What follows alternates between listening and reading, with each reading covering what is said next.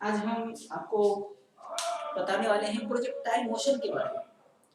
जैसे कि आप इससे पहले सुने होंगे 1D 2D ये सब चीजें। 1D में क्या था, तो मोशन इन वन डायरेक्शन था। जैसे रोड पे हम चल रहे हैं तो एक ही डायरेक्शन में जा रहे हैं हॉरिजॉन्टल प्लेन में। बट 2D में क्या होता है कि जब हम किसी चीज को फेंकते हैं तो गौर से देखना कि वो ऊपर भी जाते हैं और आगे भी जाते हैं, दो डायरेक्शन में एक साथ चल रहे हैं, तो ये हो जाते हैं 2D में। तो वही मोशन इन प्लेन हो गई, तो उसमें बात आती है प्रोजेक्टाइल मोशन का। तो वही प्रोजेक्टाइल मोशन आज हम जानने वाले हैं कि प्रोजेक्टाइल मोशन क्या होते हैं।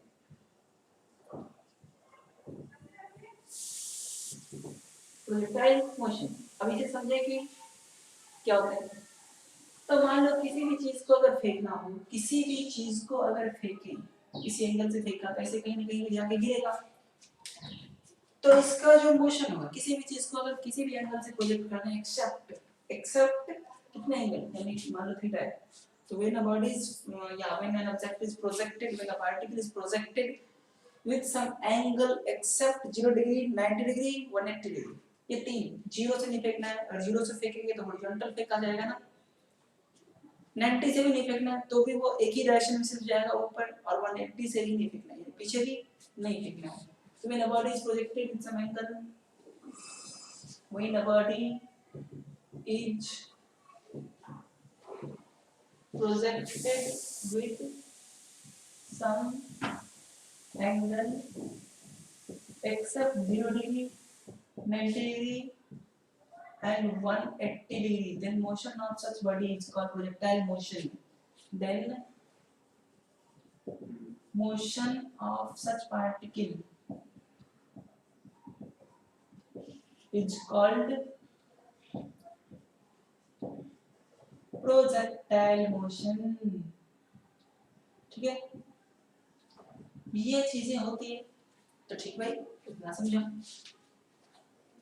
तो बात ये है कि जब हम इसको फेंकते हैं तो आगे यानी एक्स एक्सिस की तरफ भी जाती है, ऊपर भी जाती है, इसको वाई एक्सिस मान लेता हूँ, तो आगे भी जाती है ऊपर भी जाती है। कुछ वेलोसिटी से तो फेंकूंगा मैं इसको यू मान लेता हूँ थीटा एंगल से। अब जिस पॉइंट से फेंकते हैं, जिस जगह से फेंकते हैं, that is point of projection. इस पॉइंट को कहते हैं point of projection. Point of projection, project मतलब होता है फेंकना, प्रोजेक्शन का पॉइंट है ये। जिसको फेंकते हैं, जिस बॉडी को फेंकते हैं, उस बॉडी को कहते हैं, बॉडी या जो कुछ भी पार्टिकल है उसको कहते हैं प्रोजेक्टाइल। जिसको फेंकते हैं दैट इज प्रोजेक्टाइल। उसकी जो रास्ते है, ये रास्ता है ना, इस रास्ते को कहते हैं प्रोजेक्टाइल मोशन है, पाथ ऑफ प्रोजेक्टाइल। तो ये हो गया हमारे पाथ ऑफ प्रोजेक्टाइल। ठीक है, प्रोजेक्टाइल, पाथ ऑफ प्रोजेक्टाइल हो गया। जिस एंगल से फेंकते हैं, जिस रास्ते से गए, उस रास्ते को कहे पाथ ऑफ प्रोजेक्टाइल या ट्रैजेक्टरी ऑफ प्रोजेक्टाइल, ऐसे भी कह सकते हैं। जिस एंगल से फेंकते हैं उस थीटा को कहते हैं एंगल ऑफ प्रोजेक्शन। हॉरिजॉन्टल से एक्स एक्सिस से जितने एंगल बना के फेंकते हैं ना, that is angle of projection, बोलते हैं एंगल ऑफ प्रोजेक्शन, फेंकने वाली एंगल। तो ये चीजें बेसिक बेसिक था जो हमने जाना। ठीक, अब बात करते हैं आगे की।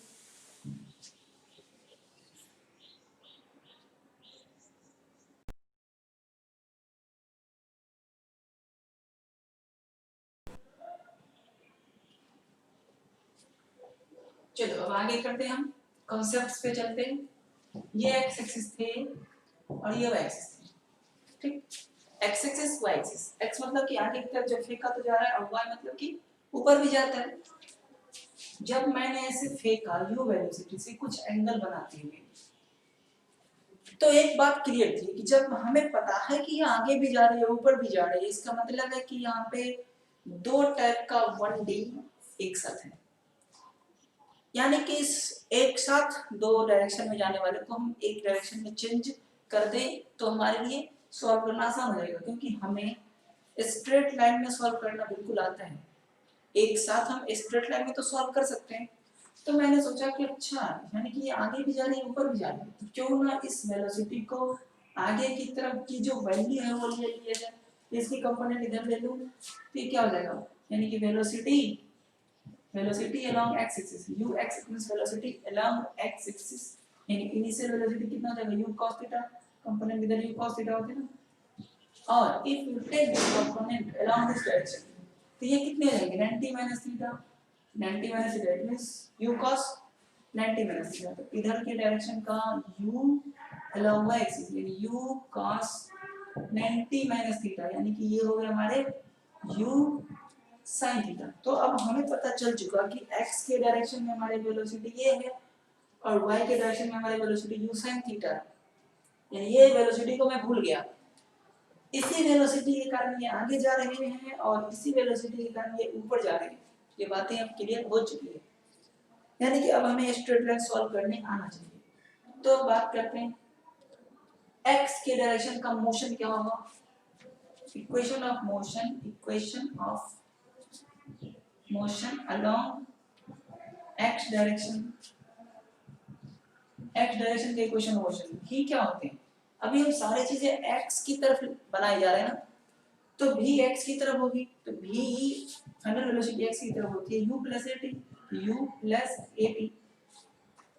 ठीक, u x की तरफ प्लस एक्सीलरेशन x की तरफ प्लस टाइम x की तरफ, टाइम सबके लिए बराबर होते हैं, जिस टाइम में वो आगे जा रहा है उसी टाइम में तो ऊपर जा रहा है, टाइम तो सबके लिए बराबर होगा, ठीक, तो टाइम में मैंने x नहीं लगाया क्योंकि टाइम x और y दोनों डायरेक्शन के लिए सेम होता है, ऐसा नहीं है कि पहले नीचे गिर गया और फिर बाद में फिर ऊपर चला गया, मतलब ऊपर चला गया यानी कि ऊपर वाली टाइम कम हो गया, यानी कि नीचे गिरने के बाद उसकी हाइट भी क्या हो जाएगी 0, यानी कि y एक्सिस का भी इक्वेशन, यानी कि y एक्सिस का भी मोशन, ऊपर वाली मोशन भी खत्म हो गया, नीचे गिर गया तो ऊपर वाली मोशन भी खत्म और आगे वाली मोशन भी खत्म, अभी टाइम बराबर लेना है।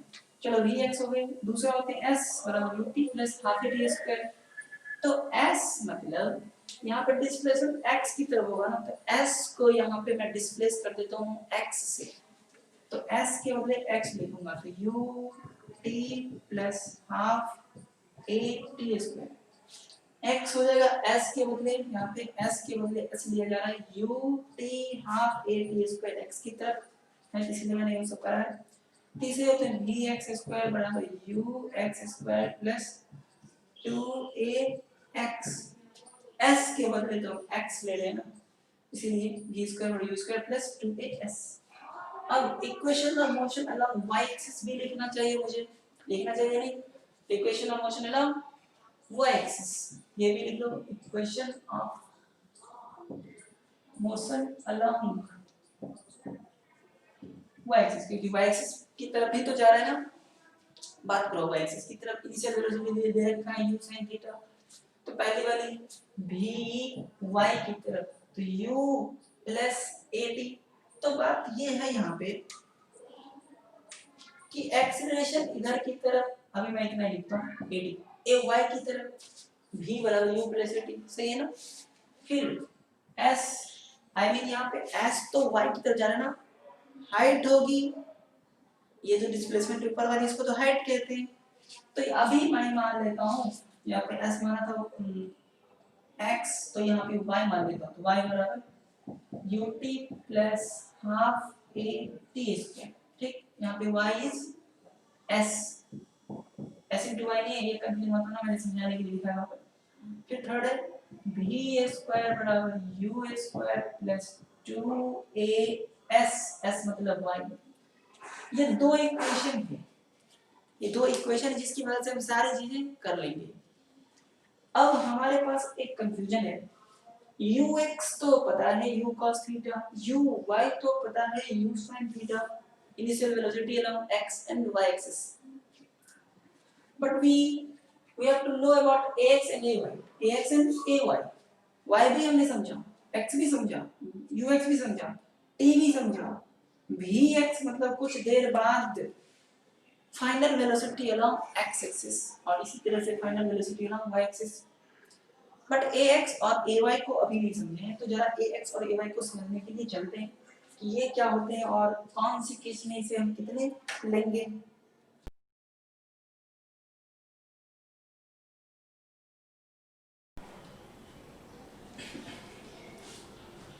हम बता रहे थे एक्स और ए वाई के बारे में। ये थे u, ये थे थीटा, इधर थे u cos थीटा, इधर थे u sin थीटा, थे कि नहीं? ये x थे और ये y थे। चलो अब जब ये ऐसे फेंकेंगे तो ऐसे कहीं जाके गिरेगा, गिरेगा कि नहीं गिरेगा? गिरेगा। तो बात ये है कि एक्सेलरेशन x की तरफ क्या होगी और y की तरफ क्या होगी। एक बात पक्का है कि ये जो g होता है ना, g ग्रेविटेशनल एक्सीलरेशन, आपने सुना होगा, जो नीचे की तरफ होते हैं। जैसे किसी चीज को छोड़ता हूँ तो ये g बताता है कि 1 सेकंड के बाद किसी चीज को ऊपर से अगर रिलीज करूँ, छोड़ूं या ड्रॉप करूँ, ये सब चीजें, तो 1 सेकंड के बाद जितनी उसकी वेलोसिटी होती है वही होती है g। इट मीन्स 9.8 मीटर पर सेकेंड स्क्वायर, जो अप्रॉक्सीमेट 10 लिखते हैं। ये नीचे की तरफ बढ़ता है और जब ऊपर फेंकते हैं तो धीरे धीरे क्या होता है, वेलोसिटी कम होता है बॉडीज के, और कम होता है इट मीन्स एक्सेलरेशन माइनस में होता है। तो जब ऊपर जाती है तो ये जी माइनस में होती है, जब नीचे गिरती है तो ये जी प्लस में होती है। बात ये है क्योंकि ग्रेविटी हर चीज को अपनी तरफ खींचती है। ठीक है भाई, यहाँ पे जब हम फेंके हैं तो एक बात पक्का है कि जो एक्सेलरेशन होती है ना, वो जी होती है नीचे की तरफ। ठीक, तो नीचे की तरफ जी होती है, आगे की तरफ कितनी होगी? आगे की तरफ कितनी होगी? अगर मैं बात करूं आगे की तरफ, तो इधर इसका कंपोनेंट ये 90, जब जी होती है वर्टिकली डाउनवर्ड, तो उसका कंपोनेंट अगर लिया जाए x की तरफ, इस g का कंपोनेंट अगर इसकी तरफ लूं तो g cos 90 हो जाएगा कि नहीं? g cos 90 यानी 0, यानी 9.8 cos 90 0। इसका मतलब है कि हॉरिजॉन्टल डायरेक्शन में कोई एक्सेलरेशन होता ही नहीं, और वर्टिकल डायरेक्शन में g होता है, वो भी नीचे की तरफ। अब आपको अपनी अकल लगानी पड़ेगी, जब ऊपर जाएंगे तो माइनस में जी होगी, जब नीचे आएंगे तो प्लस में जी होगी। तो यहाँ से जब हम ऊपर जाएंगे, यानी मैक्सिमम हाइट पे जाने से पहले वेलोसिटी डिक्रीज होगी y एक्सिस की तरफ, और मैक्सिमम हाइट के बाद जब नीचे आएंगे तो वेलोसिटी धीरे धीरे फिर से बढ़ेगी नीचे की तरफ। बात ये है, लेकिन हॉरिजॉन्टल डायरेक्शन में इट मींस ax कभी भी एक्सेलरेशन होगी नहीं। तो हमें पता है कि ay जो है ना, ay वो g होगी। अब बात ये है कि ay कभी बढ़ रही है तो कभी घट रही है, यानी कि इट मींस कि ay कभी प्लस में हो रहे हैं और कभी माइनस में हो रहे हैं। तो ay प्लस माइनस g होगा, यानी कि हमने जो भी इक्वेशन में लिखा था ay जहाँ जहाँ वहाँ प्लस माइनस g होगी। अब बात ये है कि जब ऊपर जाएंगे कब प्लस होगी, तो जब ऊपर जाएंगे तो g माइनस में होगी, और जब नीचे आएंगे तो g प्लस में होगी। बात ये है, जब ऊपर जाते हैं तो स्पीड वेलोसिटी डिक्रीज होता है तो नेगेटिव एक्सेलरेशन होगी, जब नीचे गिरते हैं तो वेलोसिटी बढ़ती है ना, वेलोसिटी बढ़ती है मींस g प्लस में होगी। तो ये चीज़ें हमें यहाँ पे ध्यान में रखना पड़ेगा। तो हमारे पास ay क्लियर हुआ कि भाई प्लस माइनस g हो गई, यानी कि हमने जो ay इधर लिखा था वहाँ पे हम प्लस माइनस g लिख सकते हैं, हाँ कि ना? अब बात ax की करें तो ax, x की तरफ तो कोई एक्सेलरेशन होता ही नहीं, तो x की तरफ कोई एक्सेलरेशन नहीं होने वाली है। ठीक, तो अगर एक्सेलरेशन नहीं है तो जहाँ पे एक्सेलरेशन नहीं होता है तो वहाँ पे वेलोसिटी क्या होती है? कांस्टेंट। तो वेलोसिटी कांस्टेंट हो जाएगा किधर की तरफ? तो अलोंग x एक्सिस, यानी x डायरेक्शन, x डायरेक्शन की तरफ कोई वेलोसिटी में चेंज होने वाला नहीं है। तो आप कह सकते हैं कि इनिशियल वेलोसिटी फाइनल वेलोसिटी बराबर होगी, यानी कि हर मोमेंट हर टाइम पे velocity will be same along x axis, but in y axis that will not happen, velocity changes along y axis। तो आप लिख लो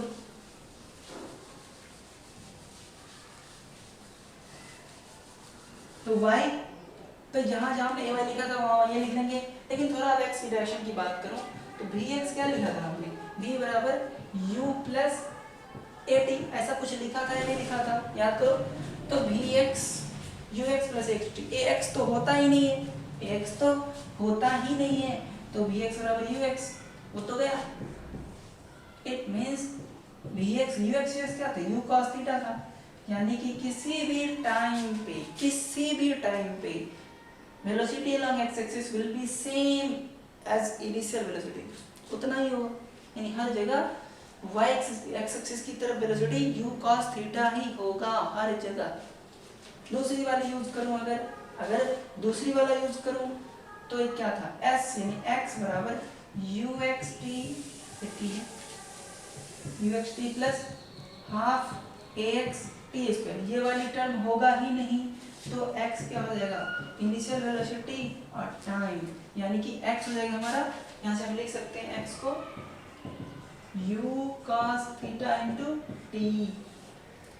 ठीक है, ये भी देख लो, x बराबर u cos theta into T होगी या नहीं होगी, क्योंकि v बराबर u t half a T square तो है ही नहीं, तो ये हो जाएगा। अगर मैं v स्क्वायर वाली बात करूं, ux square plus 2ax into S, ये फिर से हुए तो vx ये हो गए, तो यहाँ से हम फिर से कह सकते हैं कि vx और ux बराबर होगी, यानी कि ये रिजल्ट और ये रिजल्ट तो सेम आया है।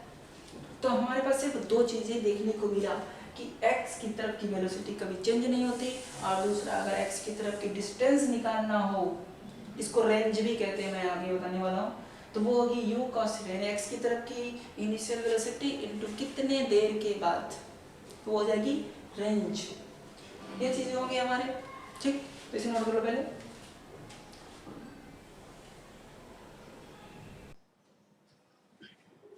कुछ बेसिक्स की बात करते हैं हम, छोटे छोटे चीजों के बारे में।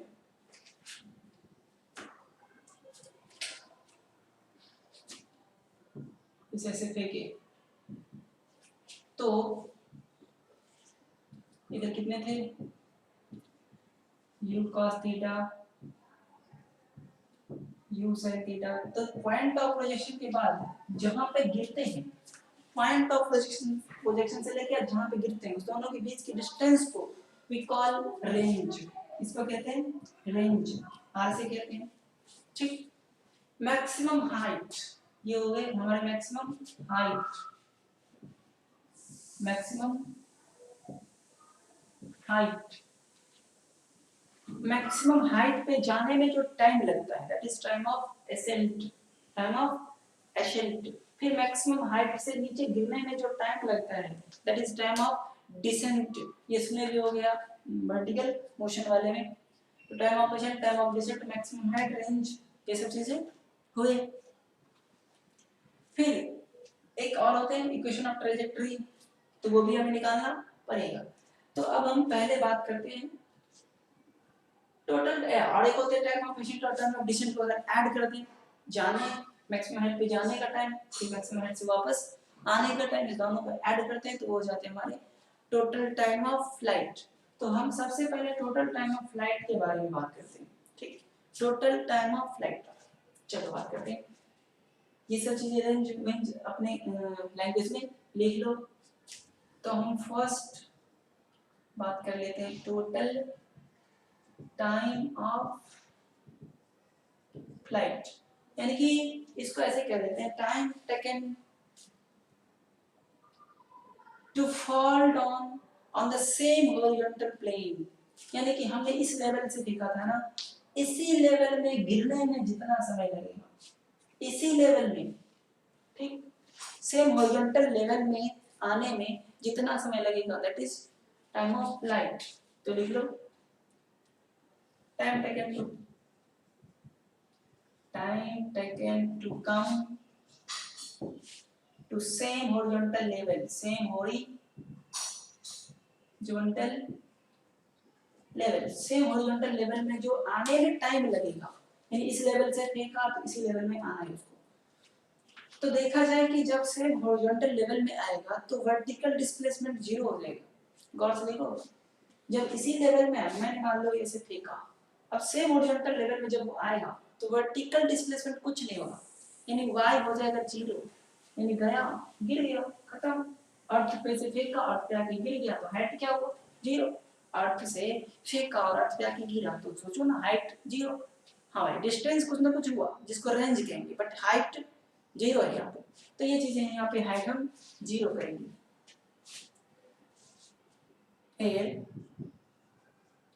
y शुड बी 0, यानी डिस्प्लेसमेंट 0, तो y वाला फॉर्मूला यूज करूं, और y हमारे पास y दिया हुआ है और टाइम निकालना है, यानी डिस्प्लेसमेंट और टाइम से रिलेटेड फॉर्मूला यूज करना है y एक्सिस वाला। तो y बराबर क्या होते थे u y t। अब बात यह है कि एक्सेलरेशन को हम प्लस में लेंगे या माइनस में लेंगे, तो एक्सेलरेशन के लिए कंफ्यूज नहीं होना। इनिशियल डायरेक्शन किधर है वेलोसिटी का, ऊपर की तरफ, और जब ऊपर जाती है तो क्या होते हैं एक्सेलरेशन माइनस में। तो इनिशियल डायरेक्शन से हमें पता करना पड़ेगा कि एक्सेलरेशन प्लस लूं या माइनस लूं। इनिशियल डायरेक्शन ऊपर की तरफ है तो हम माइनस में ले लेंगे, तो minus half a y t square, तो ये चीजें हो गई। यही टाइम है हमारा टाइम ऑफ लाइट। y तो 0 है, u y होते हैं u sin theta t, u sin theta into t, theta के साथ t नहीं है, sin थीटा के साथ t है अलग से, minus half g t square, minus वाले को इधर ले लो, तो half g t square equal to u sin theta into t, एक t कट गए, तो g t equal to 2u sin theta, तो यहाँ से t कितने हो गए 2u sin theta by g। This is total time of light, total time of light इसको कहते हैं टोटल टाइम ऑफ फ्लाइट, यानी जाना प्लस आना। अब देखो 2u by g है ना, तो 2u sin theta by g इसको ऐसे भी लिख सकते हैं 2u y by g, यानी ऊपर की तरफ, क्योंकि u sin theta को तो uy कहते हैं, तो 2 ऊपर वाली वेलोसिटी by g। हमने वर्टिकल मोशन में भी पढ़ा होगा कि 2u y by g, यानी 2u ऊपर वाली 2u by g। तो यहाँ पे वही, ये किसी भी केस में लग सकता है, और वो जो था ये किसी भी एंगल पे लग सकता है, वर्टिकल देखो या कहीं कैसी किसी तरीके से देखो, बट पहले जो हमने पढ़ा था वो सिर्फ वर्टिकल के लिए वैलिड था, क्योंकि वहाँ पे एंगल का कोई जिक्र था ही नहीं। तो ये चीजें हो गई टोटल टाइम ऑफ फ्लाइट। अब बात करें हम टाइम ऑफ असेंट की, टाइम ऑफ असेंट, तो टाइम ऑफ असेंट होती है मैक्सिमम हाइट पे जाने में जो टाइम लगता है, that is time of ascent. Maximum height पे जाने में जो टाइम लगता है that is time of ascent.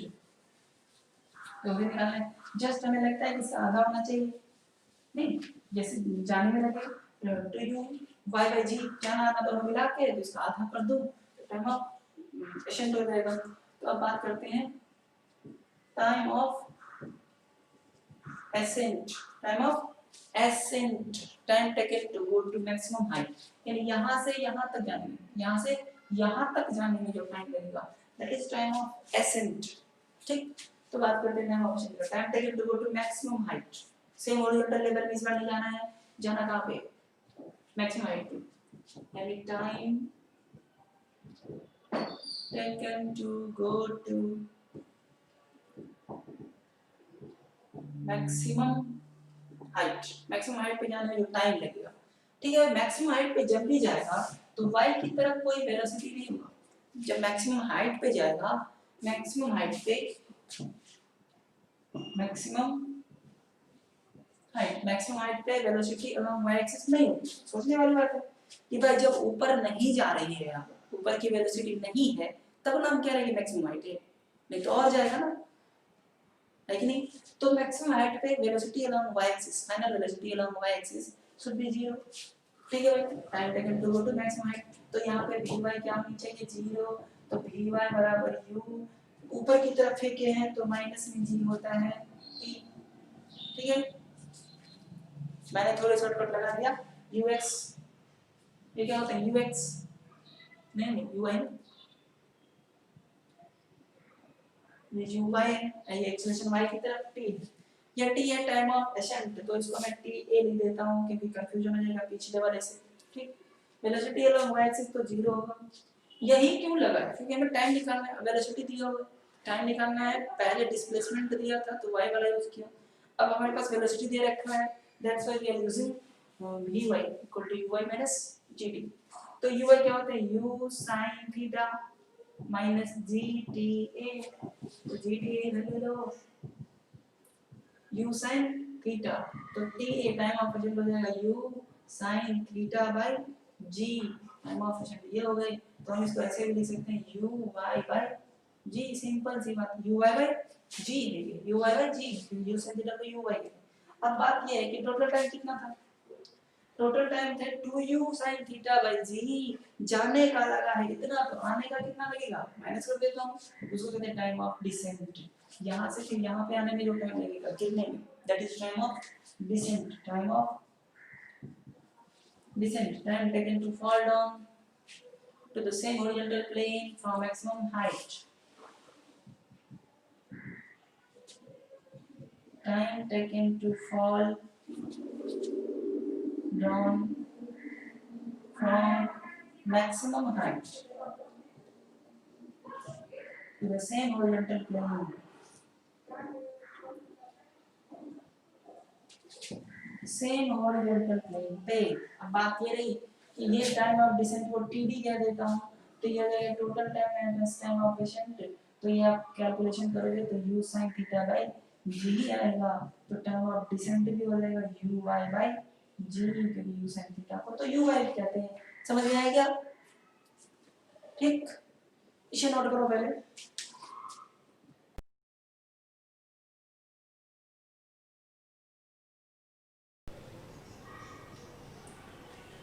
चलो आगे बात करते हैं अब रेंज की, ये रेंज कितना होगा। अब ये हमने टोटल टाइम ऑफ फ्लाइट जो बताया वो यहाँ से यहाँ तक आने का टाइम था, अब उतने ही टाइम में इस वेलोसिटी से जितना आगे चला जाए that will be the range. इस वेलोसिटी से रेंज तो ये होता है ना एक्स की तरफ, तो इधर की डिस्टेंस निकालना है, तो ये डिस्टेंस बराबर इधर की वेलोसिटी इधर की टाइम, और टाइम दोनों बराबर होते हैं। लिख लो टाइम एक्स एक्सिस और वाई एक्सिस दोनों के लिए सेम होते हैं, तो जब हम यहाँ से यहाँ तक का time T total time of flight 2u sin theta by G जब निकाल चुके हैं, तो क्यों ना इसके साथ मल्टीप्लाई कर दिया जाए तो ये रेंज आ जाएगी।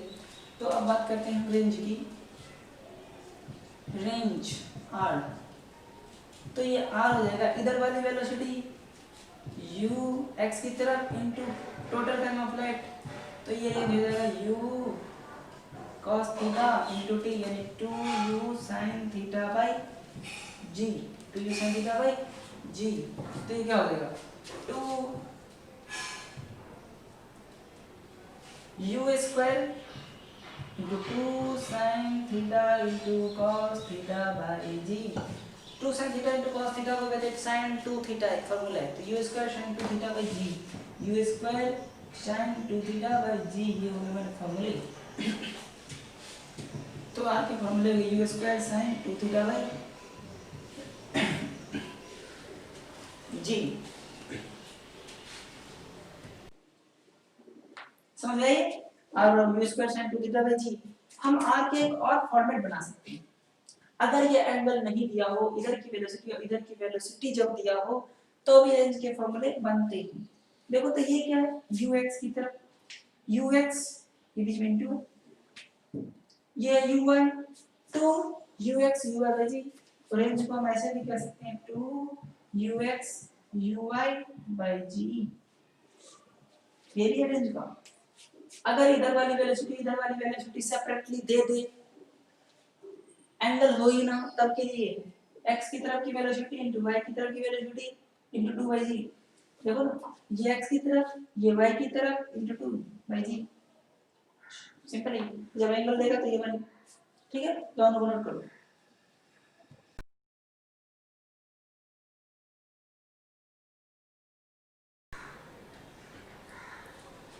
चलो अब हम बात करते हैं मैक्सिमम हाइट की। मैक्सिमम हाइट कैसे निकालें, मैक्सिमम हाइट कितना होगा ये चीजें हमें समझना है।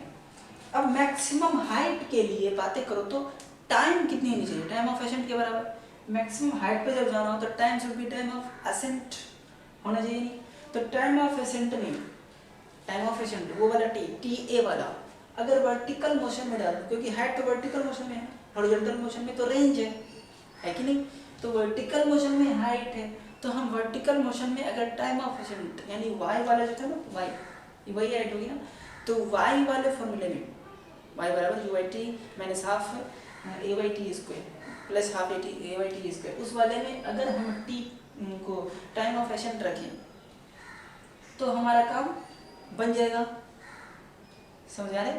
तो वो चीज़ है, या नहीं तो ऐसा भी कर सकते हो, y के लिए दो फॉर्मूला है हमारे पास, v स्क्वायर वाला में भी है, तो v स्क्वायर वाला ज़्यादा आसान होगा तो हम वही यूज़ कर लेते हैं।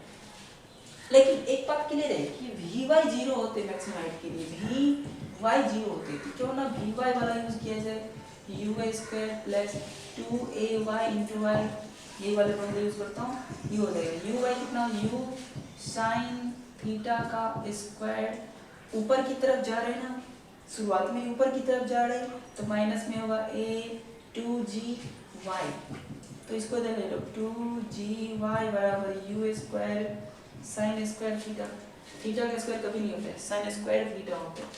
तो अब y की बात करूँ तो you square sine square theta by 2g इतने होगा हाइट। इसको हम ऐसे भी कह सकते हैं यू y की तरफ का स्क्वायर बाई 2g, क्योंकि u साइन थीटा का स्क्वायर है, it means u y square by 2g भी इसको कहते हैं, नो कंफ्यूजन नो डॉट ऐसे लिखते हैं। तो ये हो गया हमारे मैक्सिमम हाइट रिच्ड, ठीक, ये मैक्सिमम हाइट हो गई हमारे, दिस इज मैक्सिमम हाइट।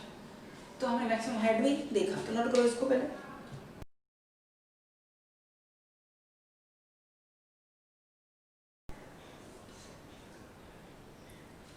अब हम बात करते हैं जब रेंज पड़ा था ना कुछ स्पेशल केसेस, तो वो कितने आए थे, U square sine 2 theta by G. अगर मुझे कोई पूछेगा भाई साहब कि आपको अगर मैक्सिमम रेंज चाहिए तो आपको कितने एंगल से फेंकना चाहिए, मान लो कि दो आदमी हैं, दोनों आदमी को यू सेम से फेंकना है, यू यानी इनिशियल वेलोसिटी सेम देना है दोनों को, तो बताओ कि कौन सा आदमी किस एंगल से फेंके तो ज़्यादा रेंज होगी, मैक्सिमम रेंज होगी। यानी कि मान लो एक आदमी फिजिक्स के ज्ञाता थे, यानी फिजिक्स का उसका आइडिया था, तो उन्होंने फिजिक्स लगा के फेंका, तो फिजिक्स का कॉन्सेप्ट लगा के अगर वो फेंके तो कितने एंगल से उसे फेंकना चाहिए जिससे कि मैक्सिमम रेंज हो और इस कंपटीशन में वो जीत जाए। और किसी के पास नहीं था तो उन्होंने कुछ ऐसा आइडिया नहीं लगाया कि कितने एंगल से फेंकना चाहिए और वो हार सकते हैं। तो बात यह है कि रेंज के लिए मैक्सिमम के लिए क्या करूँ, फॉर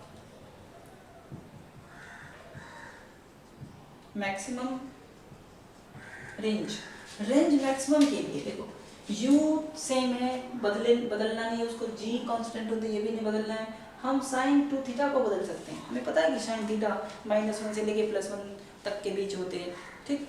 तो इसका मतलब है कि मैक्सिमम चाहिए तो यहाँ पे हम +1 रखें, ज़्यादा अच्छा होगा for maximum range. Sine 2 theta should be equal to +1 होना चाहिए, क्योंकि वो -1 से +1 के बीच होते हैं साइन थीटा का वैल्यू। इट मीन्स हम यहाँ से कह सकते हैं साइन 2 थीटा साइन 90, क्योंकि साइन 90 ही ऐसा कुछ 1 होता है, इट मीन्स 2 थीटा 90, तो थीटा कितने हो गए 45 डिग्री, 45 डिग्री से अगर फेंका जाए तो रेंज क्या होगी, मैक्सिमम सबसे ज़्यादा दूर जाएगी 45 डिग्री से फेंकने पे, ठीक है। तो ये चीज़ें हमारे थे, नोट कर लो। अब बात यह है कि कितने एंगल से फेंका जाए, कि वो कौन से दो एंगल हो सकते हैं या होते हैं जिसपे दोनों ही एंगल पर रेंज सेम हो। हम दो एंगल से फेंकना चाहते हैं जिससे कि रेंज सेम हो, तो वो चीजें कौन कौन सी वो दो एंगल है जिस पर रेंज सेम होते हैं। तो वो दो एंगल है थीटा और 90 माइनस थीटा, थीटा पे फेंके और 90 माइनस थीटा पे फेंके, दोनों पे रेंज क्या होते हैं, सेम, ठीक है। तो फॉर तो थीटा पे चेक कर लो, R1 क्या हो जाएगा फॉर थीटा, रेंज के फॉर्मूले हमने लिखा है, तो फॉर एंगल थीटा, थीटा पे बात करो तो R1 क्या होगा, u square sine 2 theta by g। अब for angle 90 minus theta, 90 minus theta इस पे बात करूं तो R2 मान लेता हूं इस पे, u स्क्वायर साइन 2 थीटा के बदले 90 माइनस थीटा बाय g, तो R2 कितना हो जाएगा, ठीक है अंदर दे दो, u स्क्वायर साइन 90 अंदर ये अंदर ये बदले 180 माइनस 2 थीटा होगा ही नहीं, दो अंदर डाल दो सही।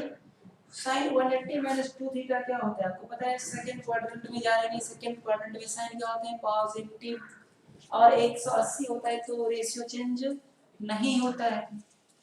तो आपको ये पता होगा कि ये चीजें sin 2 थीटा के ही बराबर होते हैं, तो सेम तो है, r1 भी उतना ही r2 भी उतना ही है।